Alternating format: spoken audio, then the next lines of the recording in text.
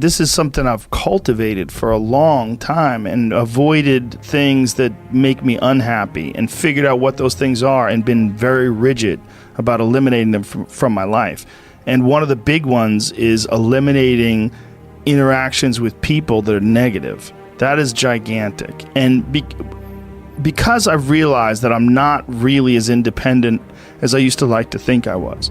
I used to like to think that my thought process was independent and that I don't give a fuck what anybody thinks. That's nonsense. People say that because they absolutely care what people think and it bothers them. So they say, I don't give a fuck. But that I don't give a fuck stuff is almost entirely nonsense. You do care. And you care in both ways. You care if people are critical of you, care if people are positive of you, but you also care if people are living positive lives and they're motivating you. That's a big one. People are fuel, and other people, it's one of the reasons why I like talking to people, one of the reasons why I like to do podcasts, because I get a lot out of, like just talking to you about your time in the monastery or your push to get to that 100 miles. Like, you get energy out of people like that, and you think about this energy and you think about this inspiration when you're doing other things. And it also sets in your mind that when you meet these exceptional people that move you, like, what are the characters, what are the qualities that they have, what are the characteristics that they possess, and those things become significant and important to you.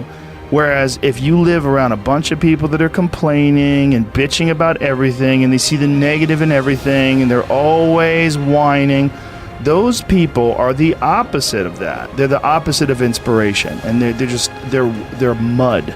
You're just like, what? It's like you're up to your ankles in mud. You try to trudge through life. It's difficult. You're not light. It's not pushing you. There's not a wind at your back. The wind's in your face, and it's rough, and over time, I've learned that these people, you're not going to fix them. I used to want to fix them when I was young. I used to want to go, hey man, I see what you're doing. Like, dude, don't do that anymore. Listen, just do this and stop doing that and start doing this. And if you just work towards this, you could be successful. And then a week later, the guy's doing the same shit. You're like, okay, right. I'm wasting a significant amount of my energy on someone who doesn't want to waste any of their energy on themselves. And so managing the community and the tribe that you're in, making sure that you're a good member of that tribe, that you're doing your part, and there's a lot of cynicism in these days about inspiration and about motivation, because there's a lot of fake shit. You can go on Instagram and you see a million of these inspirational quote pages, and they're run by people that are probably depressed. You see a lot of people that are, talking about how to get ahead in life, but they're not really doing anything themselves. So there's a lot of cynicism involved in that. But there's also sincerity in it, and you can get, if you just look at it with a pure heart and a pure mind, you can get a lot of energy out of that.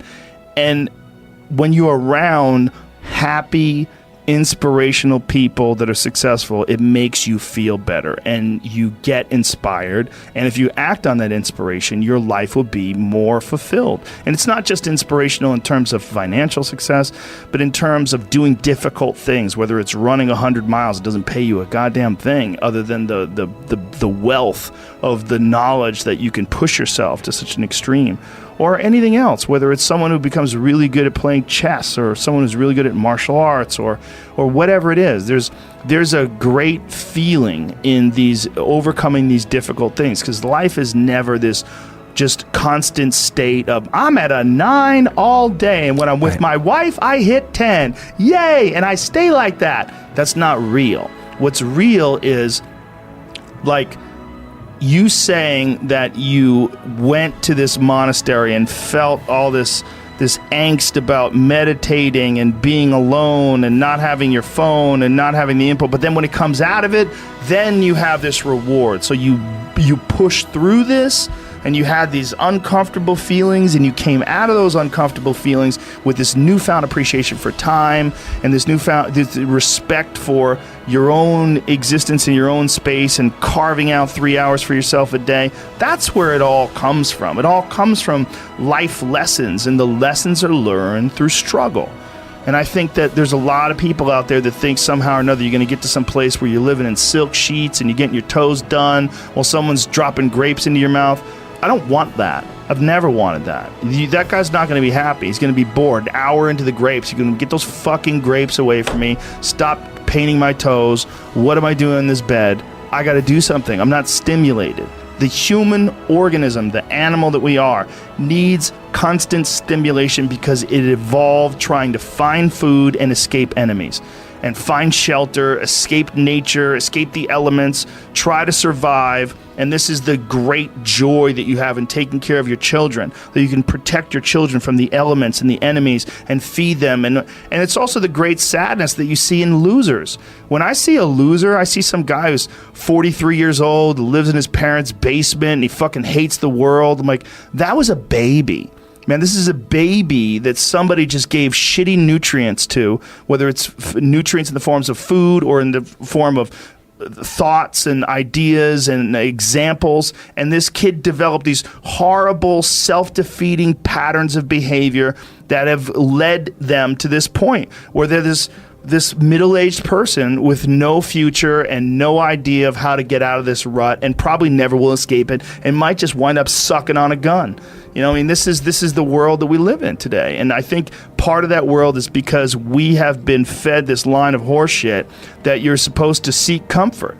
And I don't think you are. I think you're supposed to seek lessons, and you're supposed to seek difficult tasks and accomplishments. And through those things, and through doing things that are hard to do, even if it's just a fucking 90-minute hot yoga class. I do a 90-minute yoga class, man. Those last 20 minutes, I do not want to be there, man. And I definitely don't want to give 100%. And I can cheat. I can kind of half-ass it. But if I don't, and I get through it, when that time is up and the lady says namaste and everybody gets up, I'm like, fuck, man, I made it.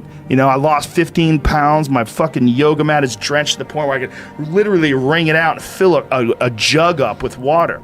But through that struggle, I will now have a better day, and I better fucking do it again tomorrow or do something else. Because if I just think, well, tomorrow I'm just going to coast and eat Twinkies and watch TV. Oh, hello, sadness, my old friend. Hello, depression. Because when you're not doing anything, you feel like shit. And that's just a part of being a human being. And we can pretend that we're something other than what we really are. And we can pretend, nah, me, man, I'm just cool, just chilling, doing nothing. Bullshit. You're a fucking human. You're a human being. You evolved from the fucking hundreds of thousands of years of hunters and gatherers and people that were struggling. Those human reward systems are carved deeply into your DNA. And if you don't respect that, if you don't respect the mechanism of happiness and fulfillment and what you really need to do in order to feel satisfied in life, camaraderie, love, family, friendship, struggle, testing yourself, learning, all those things are imperative. They're all a giant part of being a person.